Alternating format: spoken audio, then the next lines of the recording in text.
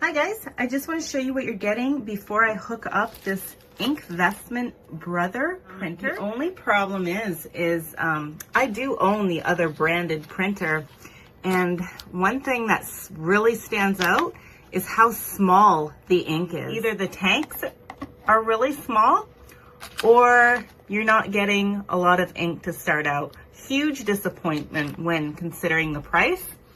Just to show you the size comparison of what you get with the other printer, there is a significant difference with how much you get when you first purchase it. For these little guys, you're getting 48.8 mils, and the other brand, you're getting 70 mils. So a significant difference. These are sublimation inks, but they are exactly the same size as what you'd get when you first buy your other branded printer. So in comparison, I am super disappointed with Brother with this, because we've been through the whole ink fiasco and consumers are really tired of paying more money for ink when you can just go out and buy a brand new printer for essentially the same price. So it's been frustrating. So unfortunately, they didn't provide us with a USB 2 cable, and luckily we had one on us.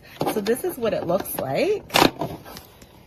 So if you go through your drawers at home, you might have a spare one, or you can go and purchase one online. Another thing that was hard to find was the actual port. You have your cable here for power, and then this is just tucked into the side. So we were looking all over for it, and there it is. So I like hardwiring my printers because after owning 5 of them, I'm an artist, and I've had lots of problems being on the Wi-Fi portion of all of my printers.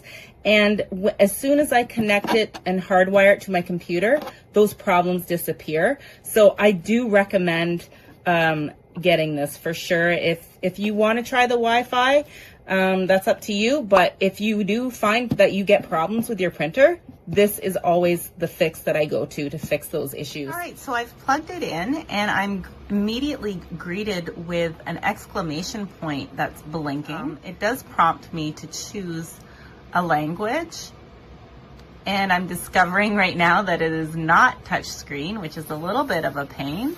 So we will have to navigate. So we'll hit OK. And now it wants me to confirm. So I'm going to hit the arrow that says yes.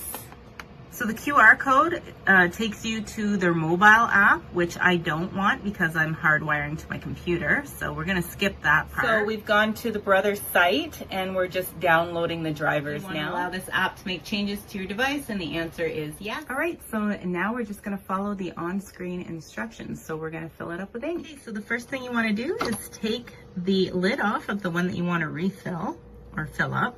And we've got our ink here, and all you do is you turn the cap off and it comes right off. And then this here, you're gonna perforate it with this. So this is supposed to be a no spill ink bottle. So we're gonna do that. Here we go. And are we filling? Yes, we are. Do you see it filling up here? So one thing I didn't show on camera is you have to push it and it will make a click, and then it starts filling up faster. All the ink has been filled up, and each cartridge takes a full bottle, so you will have an extra black one left over, which is really nice and what most companies do provide you with. All right, we're gonna do our first test print just on plain paper. It's gonna be a photograph, and we'll see how well it looks just on plain paper first.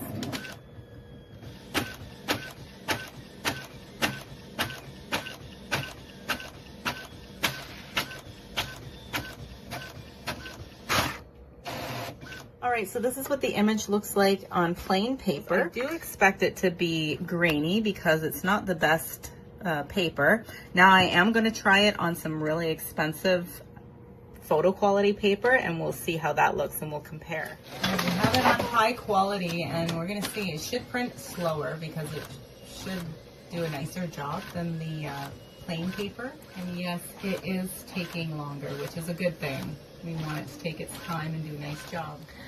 Now it was doing this weird thing where it was pausing and making this weird noise while slowly moving ahead. We'll see. This looks really nice. Holy cow.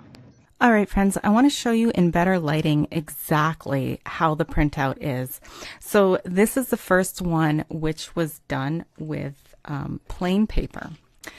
When I saw the second one come out on my high quality photo paper, I was blown away. It's amazing. Check this out.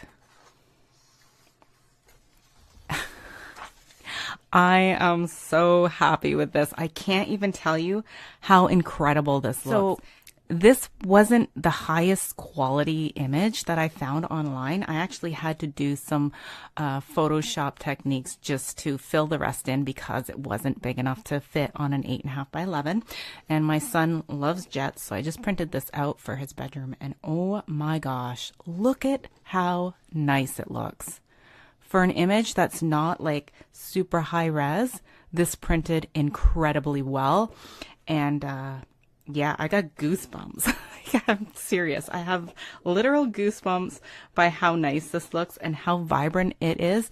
It looks exactly how it's supposed to look on my monitors. They're all perfectly calibrated to my printer, and this looks amazing. So look at the difference. It's night and day.